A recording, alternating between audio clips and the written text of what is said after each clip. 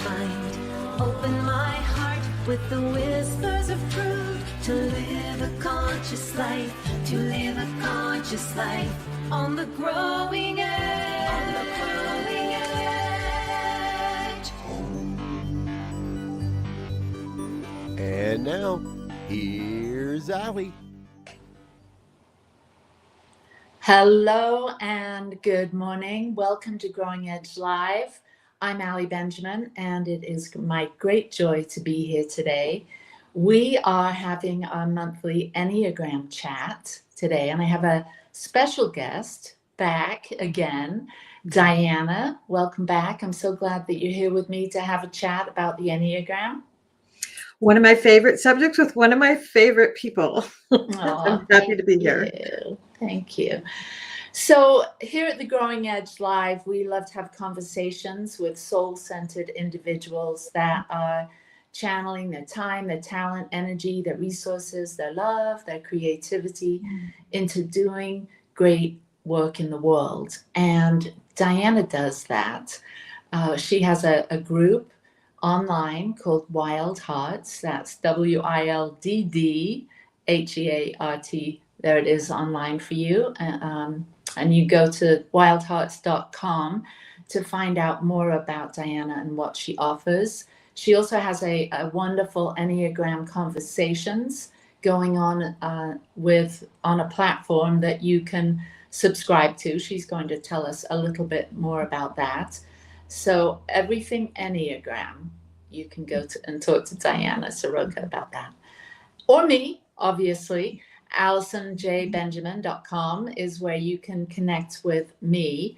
And both of us love to support people on their journey of self-discovery through looking through the lens of the Enneagram and so much more, because the Enneagram's sort of just the tip of the iceberg, really, when you're wanting to dive deeper into self-discovery. Anyway, so Diana, tell us a little bit about what you've got going on, because I know that some of these things you've been doing for a while, and some of the things that you're doing on this school platform, that's kind of new.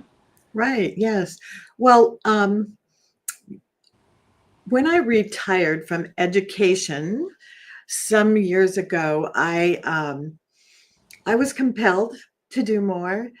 I've always been a deep thinker on the personal development track, very spiritual. And so I just developed a group, and it was called Wild Hearts. It was a local group in Arizona where I lived. And then it's just slowly over the years grown. And it started out, with just a few people and just talking about who we were, what we were dealing with, and as a collective group helping each other through using spiritual tools and a little bit of the Enneagram. I was kind of fresh and new with the Enneagram. And as I learned more and applied the Enneagram to my life, I saw what an amazing tool it was to help me see myself through compassionate eyes instead of critical eyes. It just changed everything. And so I went on like you, and we became Enneagram practitioners. We got certified and love it. I love having like minds learning about ourselves and helping others to learn about themselves. So I have the Wild Hearts group is kind of expanded. We're using the Enneagram there. And then I just recently, it's brand new, started the group Enneagram Conversations, and it's on the school platform. And it's just people who are working on themselves, and they're learning more. They're learning. Some of them don't know anything about the Enneagram, but they want to learn more about it. So they're there. They're learning about the Enneagram. And others know a little bit about, they know what type they are, and they want to learn how to apply it to their lives. So it's been fun. I love it. It's definitely, I'm doing what I am meant to do right now. That's awesome. And I'm a part of that program, yes. The Enneagram Conversations on the school platform. And in the new year, I commit to being more proactive, because I read the posts, but I don't often reply, and I really want to, because it's such a wonderful way to have a conversation. Social media is one way all of us have been keeping track of our friends and our family, and maybe having conversations here and there. But something like this, where it's a specific conversation that goes on, indefinitely, about a particular thing that you're interested in, that's such an opportunity to learn more about yourself and have real life conversations. Maybe you don't have people in your area that know about the Enneagram or whatever topic you're interested in, but here in this instance, it's the Enneagram. And so it allows for a network to be formed and have conversations, so we can deepen our own understanding of ourselves, our others. And like you said, when we find out about our Enneagram type, it really opens us up to see how connected we all are, and how we are all sort of locked into our particular personality. And when we see that, when we see, oh, not everyone thinks like I do, and not everyone reacts the same way that I do, or I think they should, and it really does foster that compassion and empathy for people, because we really do see things very differently. And we're going to talk about that in just a little while, how each of us can find our flow and move in our lives with a greater sense of freedom and a greater sense of, I guess, self-awareness, knowing what our strengths and abilities are, knowing that we have some blind spots and some rough edges, or I like to think of, growing edge. We're growing in a particular area. And so I think I've been on my spiritual path for decades, and I think the Enneagram, which I've only really started diving into a few years ago, has really added an extra nuanced layer or level of languaging to self-discovery and to the spiritual path. And not everyone that's interested in the Enneagram is necessarily spiritual, but there are a lot of authors and teachers that combine the two. Yes. Spirituality with the Enneagram. So what else? Tell us a little bit more about you and what you learned when you discovered your Enneagram type. And I know it wasn't, it was an interesting discovery at the beginning, wasn't it?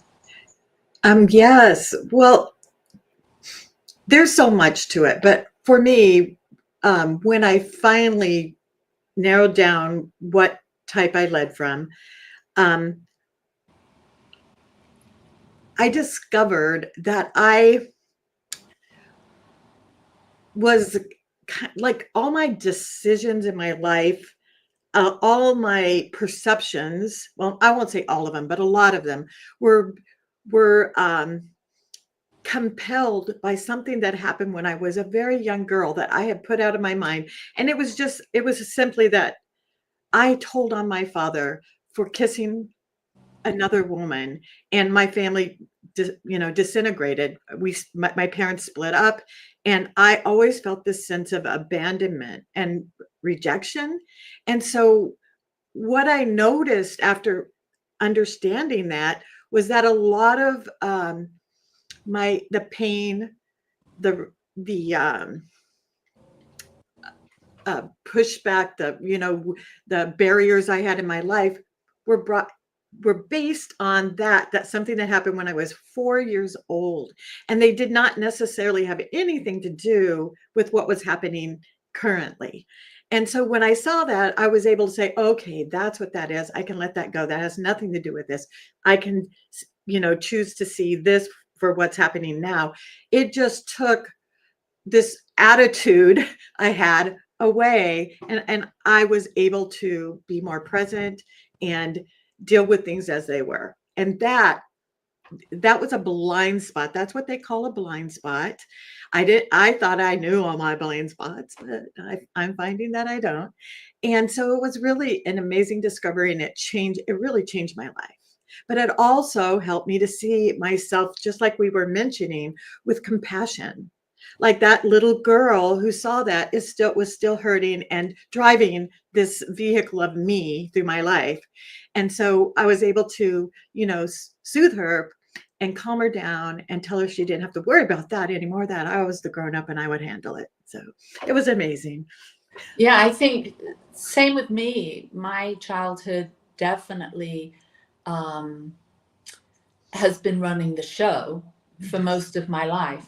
And as I've matured and as I've done all of the studies and spiritual work and healing work that I've done over the years, it's definitely helped. But in those instances when something goes south, when I get triggered, when a loved one, I fearful of a loved one's safety or whatever it might be, and I'm the same as you. I had those abandonment issues. My parents divorced when I was 5. My mother moved to United States. I stayed in England. And so I had always had this part of me, this little girl that was super fearful of being abandoned, of not being cared for, of not being considered.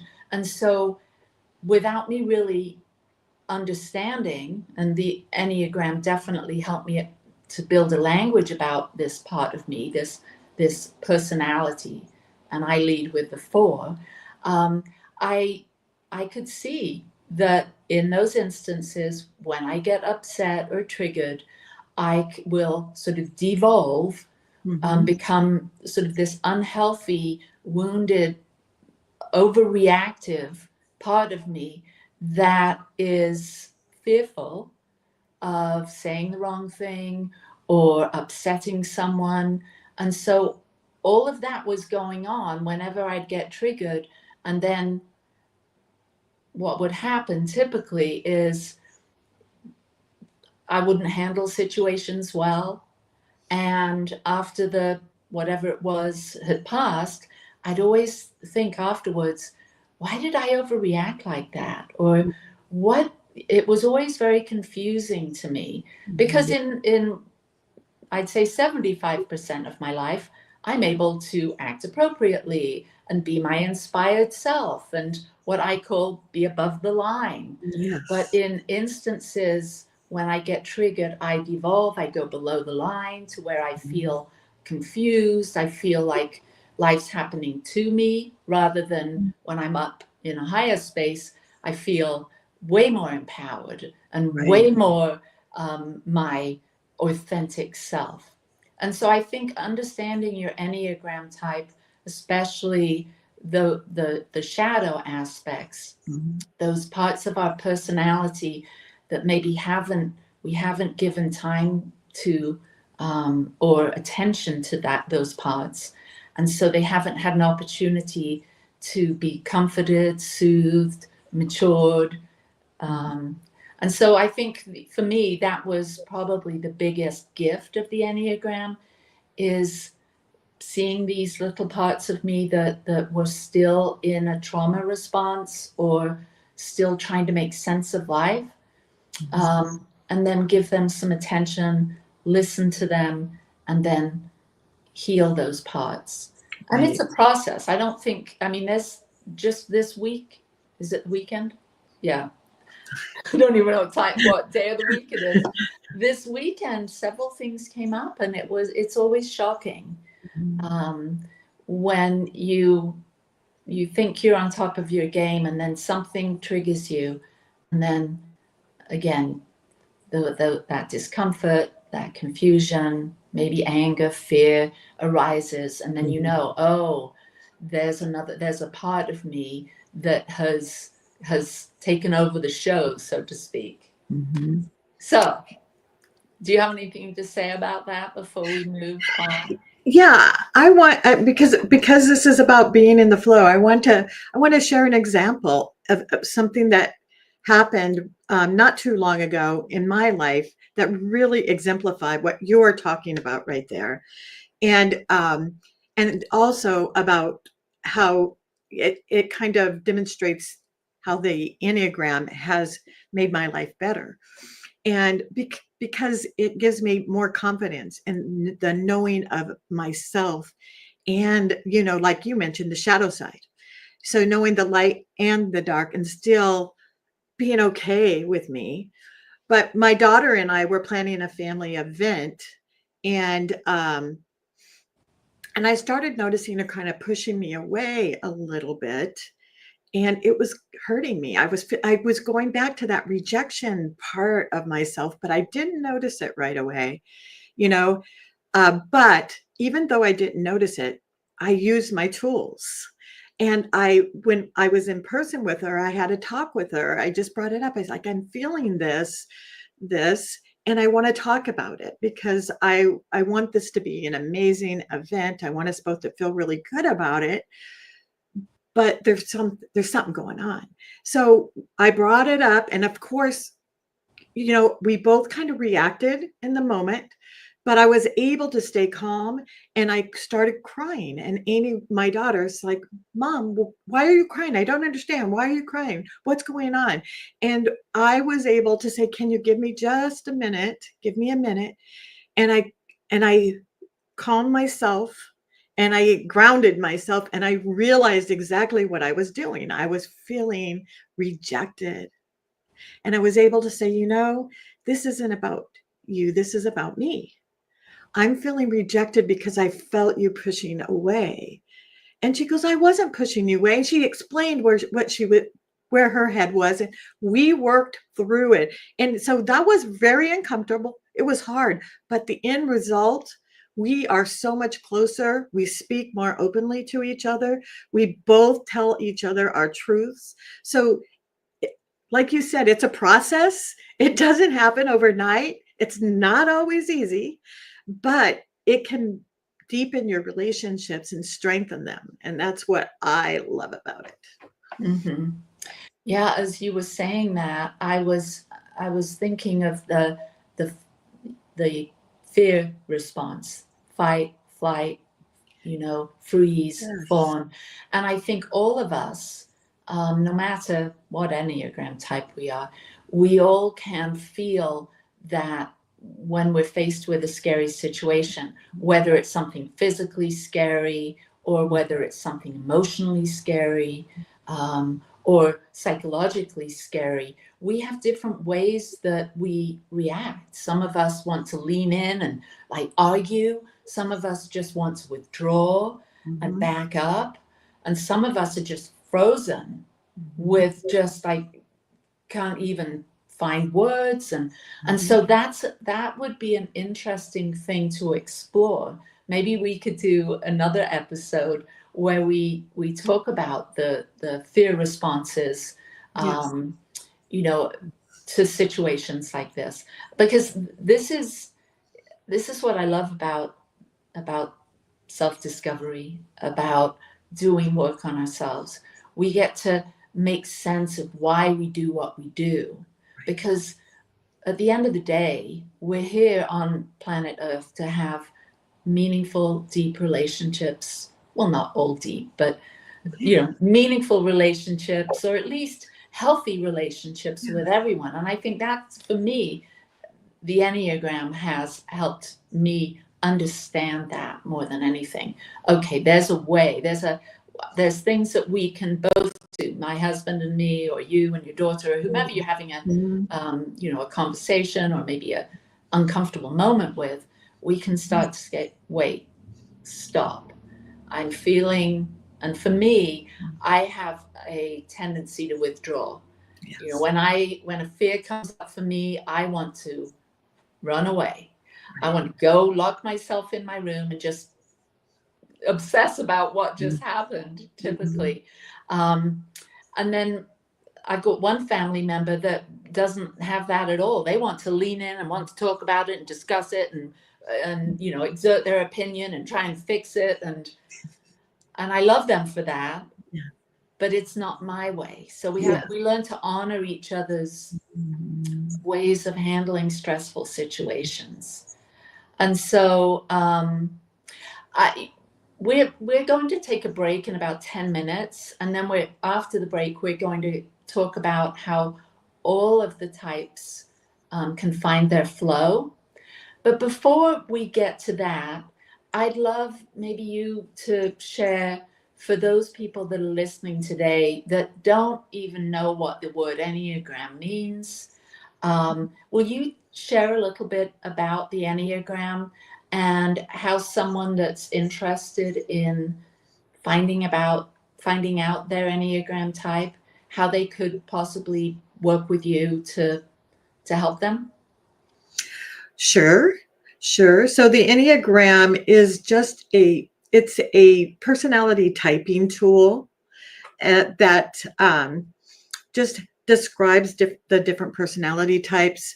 And the thing that's great about the Enneagram is that it's very complex. So it's not just putting you in a box like, oh, I'm a type 4, but there's a lot more to it that I'm not going to go in now because it would be confusing. But there's a lot of complexity that allows you to be exactly who you are, this amazing, beautiful, complex person as well. And so and it helps you to see your characteristics, your fears, what drives you, your motivations, and your blind spots. And it also kind of can help you to see how to move in a direction to be the healthier side rather than the stressed out side of each of those types. And so both Allie and I are Enneagram coaches. So we can help you to find your type if you're struggling with that. There are online assessments that we don't necessarily adhere to, but they can at least point you in the right direction, narrow down your choices for you. I have a group like Allie mentioned at the beginning called Enneagram Conversations, and there's some lessons in there. There's videos, and there's conversation. That's mostly what it is, a camaraderie of conversations that helps you to work through the Enneagram. So that's pretty much it.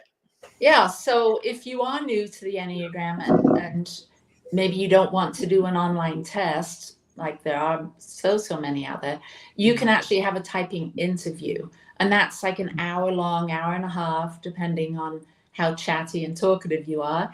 But an Enneagram typing session can support you in narrowing it down, because there's 9 main types. And so type number 1 is the reformer or the improver, sometimes known as the perfectionist. Type number 2 is the helper.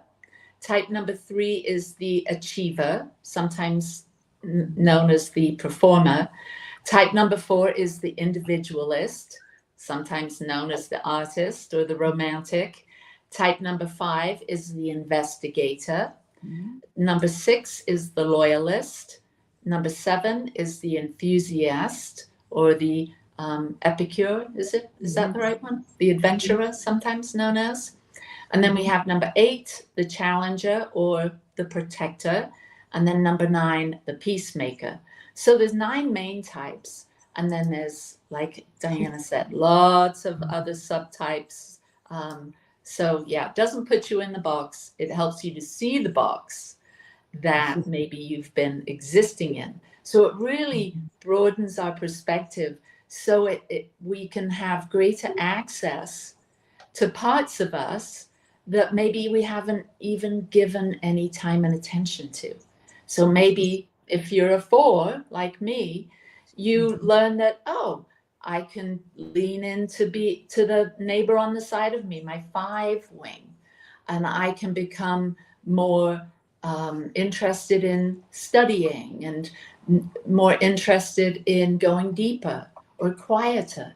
Or maybe I lean on my 3 wing that gives me an opportunity to tap into that side of me that is productive and motivated and wants to achieve and maybe develop my inner performer. So it sort of helps me move out of my individual space where I commonly live to just bring some air in. It's like being in a box and then opening the windows. It lets the air in so you can see, oh, yeah, I'm typically or traditionally this person with these traits, with these behaviors, with these particular quality thoughts.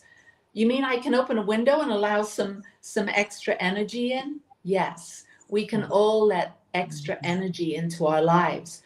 And this is what the journey of self-discovery and self-awareness does for us. We realize we're not just our personalities. We get to be the ones that develop our personality.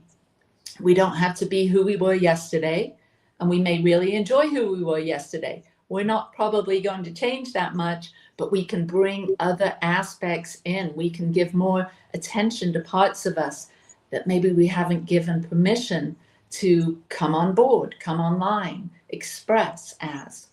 And so, what time is it? I think we're going to take a short break, and then we're going to come back and we're going to work through each of the types and share all the ways that we can find our flow. And maybe this will help you to see, oh, that sounds just like my son, or that sounds just like my mother. And it will give you a greater sense of who our loved ones are and why they do what they do, and how we can all gain a little bit more freedom and expansiveness. We'll see you in a minute. Please help us say thank you to our organizational sponsors, including the Hefferland Foundation, Affiliated New Thought Network, International New Thought Alliance, Science of Mind Archives and Library Foundation, Center for Spiritual Living Denver, Center for Spiritual Living Midtown, New Thought Philadelphia, Planned Happiness Institute, Summit Center for Spiritual Living, One Heart Retreats, Center for Spiritual Living on the Lake, Unity Kitchener, Unity Spiritual Center Ottawa, Om Center for Spiritual Living, Satya Center, Begin Within Ministries, Center for Spiritual Living North Jersey, Unity of Savannah, and the Center for Spiritual Living Seattle, as well as all of our individual donors. Thank you for being part of the New Thought Media Network. Please like, share, and subscribe. New Thought Media Network, positively inspiring.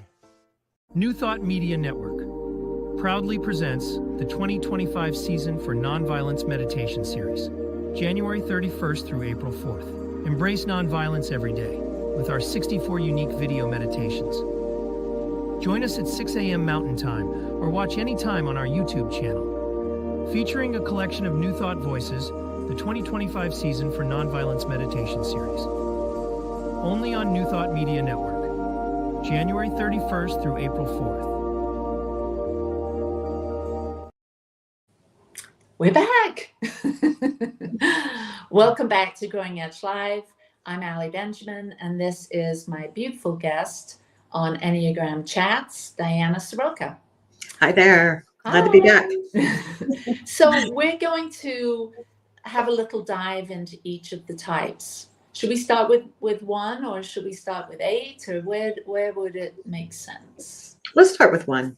Okay, so type 1 is named the Reformer, and these individuals are very principled. They're organized. They like things to be a certain way, the way they like them. And being a reformer or an improver, or the perfectionist, as some call it, they can have a real loud inner critical voice. And this is pretty much going on most of the time.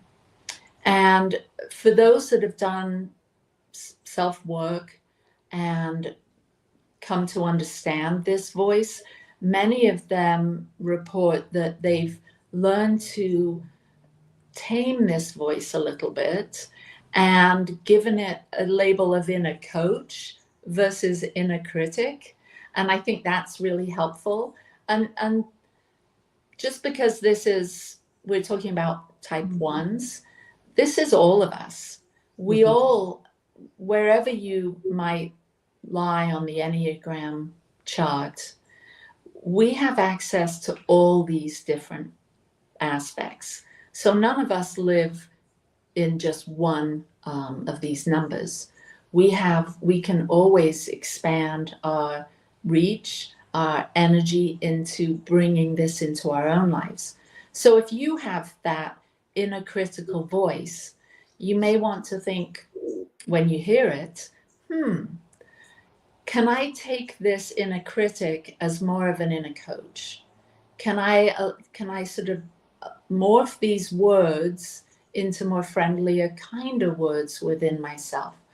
And so the reformer or the improver can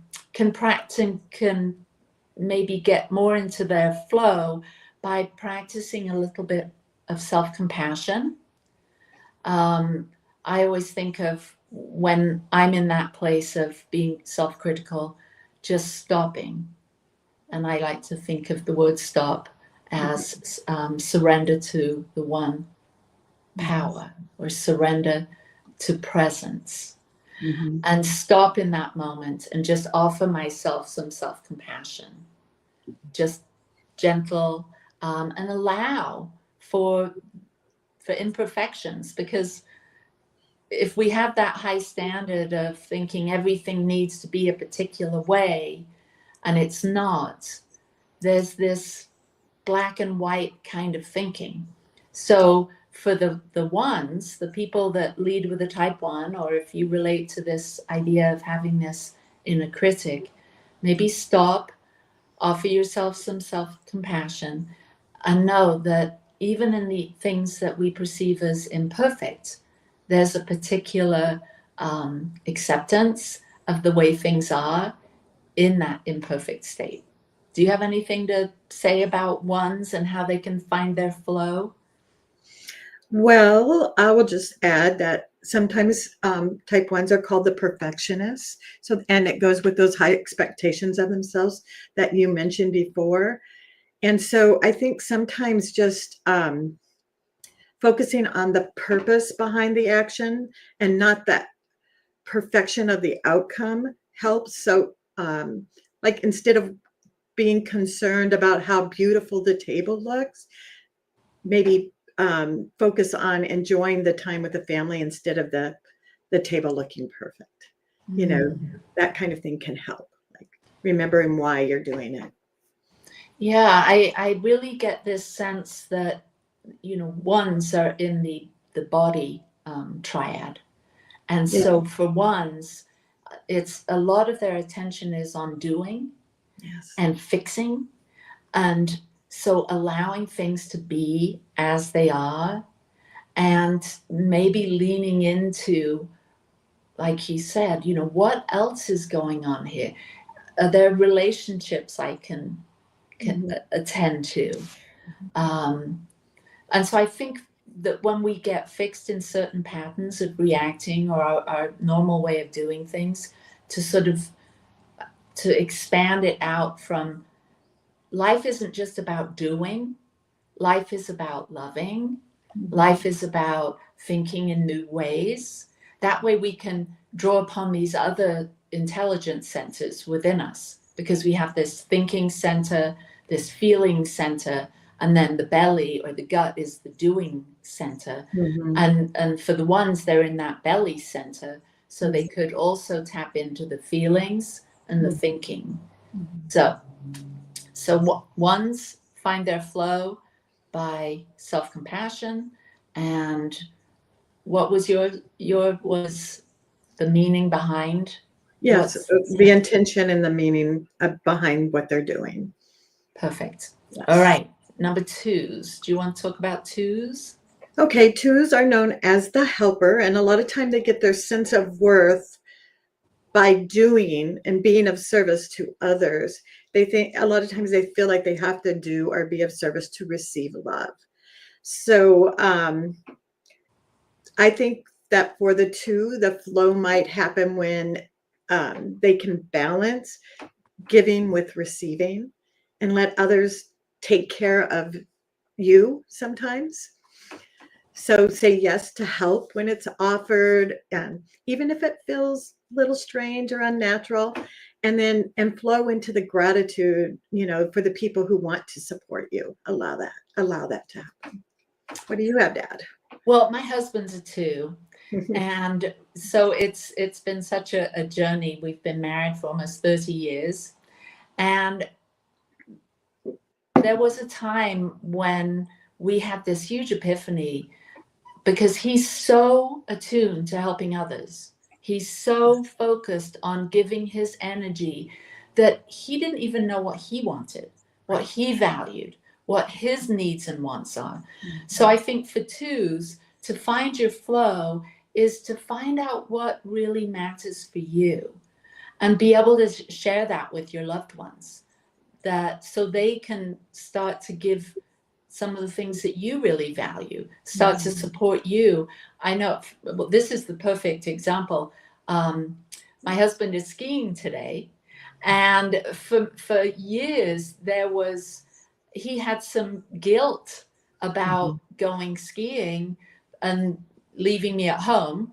And once we had this awareness about him fulfilling his own needs, of prioritizing himself, then it was way easier for him to take that time and not feel guilty about going, because everyone's important. Everyone deserves to do what they love and have their needs met. And so prioritizing yourself, I think, is a way that 2s can expand their flow.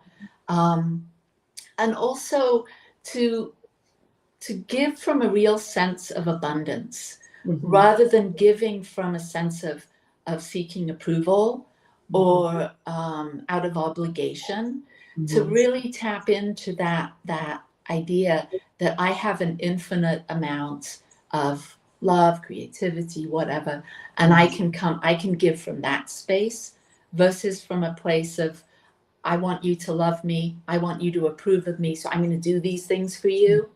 So I think that's a big freedom flow for the 2s. Yes, and I agree. And like you mentioned before, the centers, types 2, 3, and 4 are from the heart center, and they deal with that guilt and shame.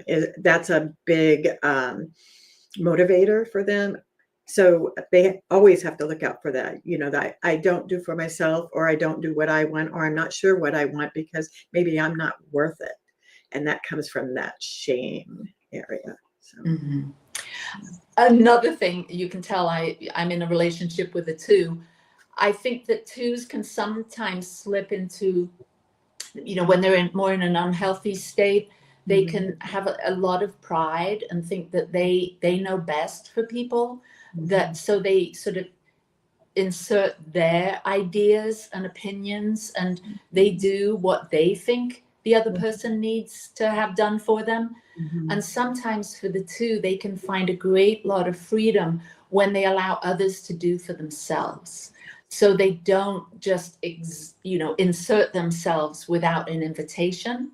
I know my husband's really struggled with that, and some of my other friends that are 2s, they are so wanting to dive in and be so helpful. But sometimes, especially with our kids, it's easier, it's more beneficial to not jump in and fix, not jump in and help, and allow, especially our kids, to do for themselves sometimes. Okay.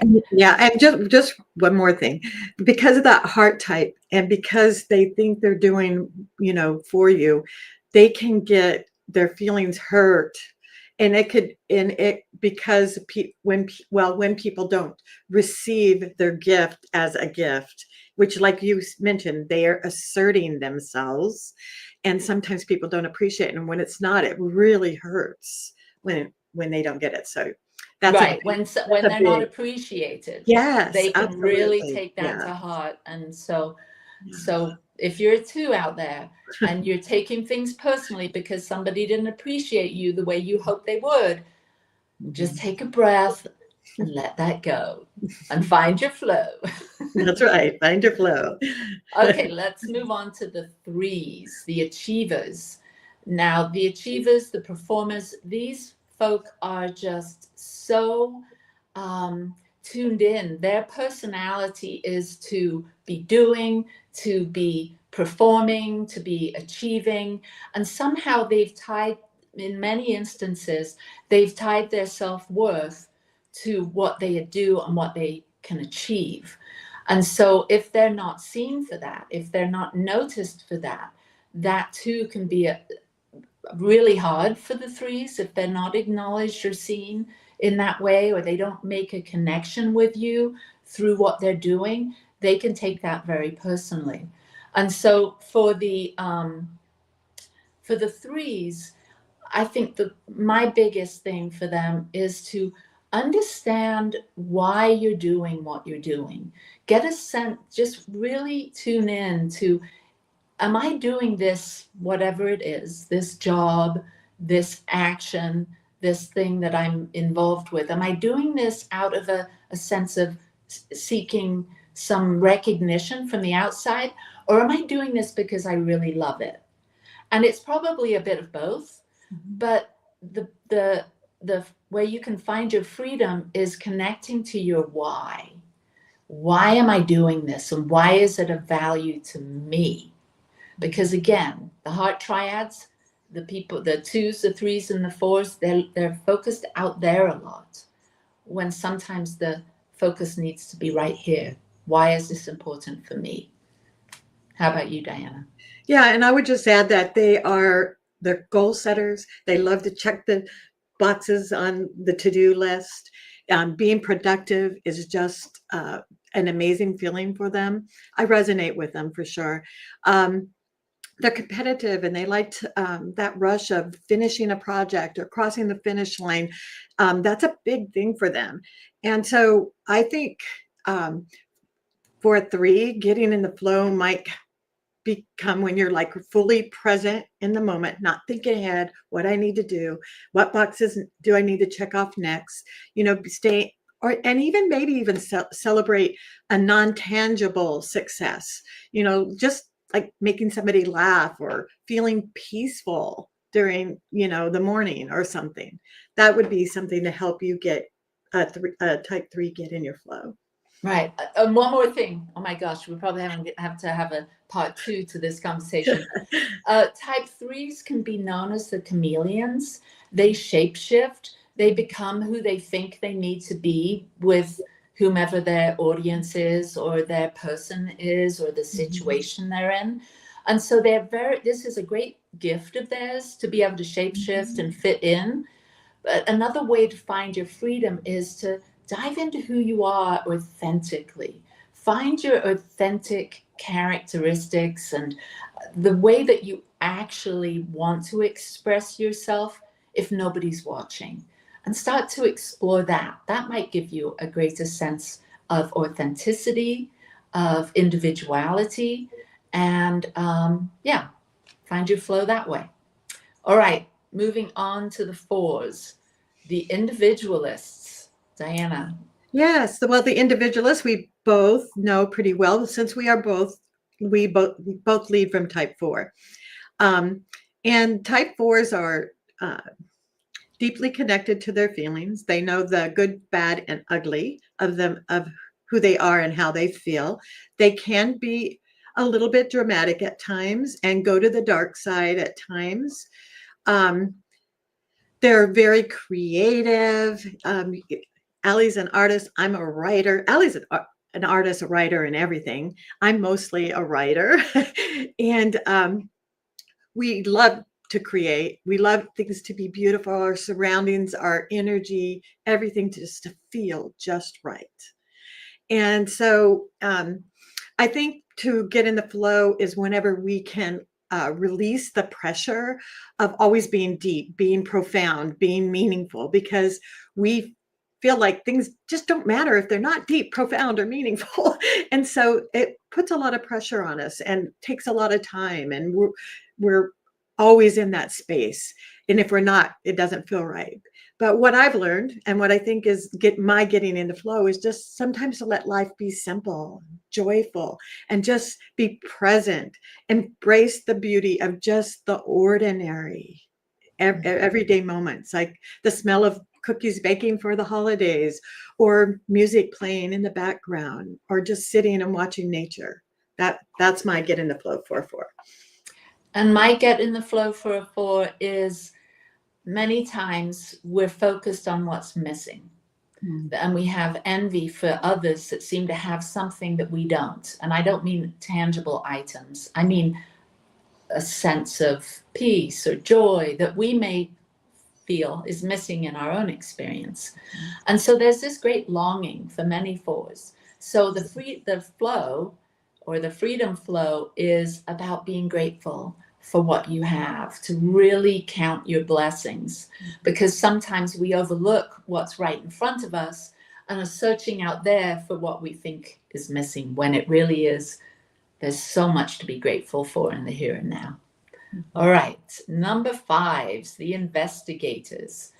Now, these individuals are the most introverted type on the spectrum of the Enneagram, and they really value their alone time. They can be quite engaging and extroverted if they're sharing something that they're deeply interested in. They're highly intellectual. They are hungry and thirsty for knowledge. And so they can be very expressive if they're sharing something that means a lot to them. But they can also be very quiet and prefer their alone time. And so they can balance this by making sure they take time to engage with the important people in their lives, and not spend all their time trying to gain knowledge and understanding and wisdom. How about you, Diana? And I would just add that the flow for type 5 probably comes when you get out of your head, get into your surroundings, and, just put the research down and just dive into life in the present. Beautiful. All right. So we don't have much to say about the 5s. Okay. 6s, the loyalist. Yes, the loyalist. The loyalists, they are guardian, also known as guardians. They're security minded. They sometimes have a little difficulty trusting others until others prove that they're trustworthy. They care deeply about the people that matter to them, and they want them to stay safe. So they're thinking, what if? They're sometimes thinking worst case scenarios. They can worry. So I would say that for the loyalists, the getting in the flow happens when, and I forgot to mention that type 6 often have trouble trusting others, but trusting themselves and what they think and what they do, and if they're doing the right thing, or if they're going to make a mistake. So when they can start trusting themselves and having confidence in their own knowledge and their own ability to handle life, and try to let go of all those excessive what ifs, that could help them to stay grounded in the moment instead of planning for every possible scenario. So I think type 6 do really good with taking breaths and stopping their minds from spiraling, and maybe think to themselves what's true and good in this moment right now. Yeah, so maybe for the 6s to get in tune with that body wisdom, sort of dropping down from the head into the heart and into the belly, maybe some meditative practices, grounding, so they can access, move out of that head, because fear and anxiety can really start to overtake. So to ground, to be centered, to practice mindfulness. And I think in that way that if they can start to develop that sense of being fully present, and noticing when they get triggered, to start to want to go up to the head, to sort of just breathe and visualize grounding, growing roots, and being able to trust yourself in the now moment. Yeah. Okay. Hey, Sally, can we just add on here? We mentioned that the 8, the 9, well, we haven't got to 9 yet, but the 8, 9, and 1 are in the body triad, and they're kind of fueled or wrapped, motivated somehow by anger. And then the 2, 3s, and 4s are in the heart, and they're motivated by or wrapped around with shame. And then the 5, 6, and 7s are in the mind or the head triad, and their fear is their there's sort of underlying energy. Yes, right. Thank you. Okay, so 7s right next to the 6s, they too are in the head triad, and they are the enthusiasts or the epicures, and or the adventurers, and they love to chase the shiny object, whatever that is. So they'll have a lot of great ideas, and maybe they'll start a lot of things, but then when it loses its luster, they drop that and move on to the next thing. And so they're constantly seeking feeling better. They can be a little intolerant of the heavier emotions. They find it difficult to be with people that maybe are experiencing struggle or sadness. And so for the 7s, it's maybe staying present with what's happening in the now and finding some deeper value and meaning to not what's going to happen next, but what's happening right now. What about you? I know you have a family member that's a 7. Yes, I have a close family member who is a 7, and he likes to, and it's probably because he is now successful, but he likes to tell about his 28 or 29 or maybe 30 failures in his life, because he jumped from one thing to the other, and he didn't stick it out. He didn't persevere, make things work. It took him grounding himself by specialized routines and such to get to that point where he's grounded himself. He's in his flow, like we're saying. So he takes those moments just to take the walks, to enjoy life, to be present. And that's that's a really great advice for a type 7. Great. All right. Number 8, the challenger or the protector. What do you know about those folk? Well, I know a lot, and I absolutely adore these challenging challengers. They have big energy, and oftentimes you can feel them before they even walk in the room. They may not even say a word, but you can feel their energy. They're big. They don't like to go to vulnerable places. They like to be in charge. They like things to go their way, and they don't hesitate to let you know that in one way or the other. They're often the boss, the leader, but they can also at times be intimidating, and they can sometimes run over other people's feelings without even realizing it. But the amazing thing I think about the type 8 is that they have this very big teddy bear heart that they protect. So they protect themselves and others by not showing this. They're the ones who'll be out there standing for justice, standing up for what they believe, and protecting the people they care about.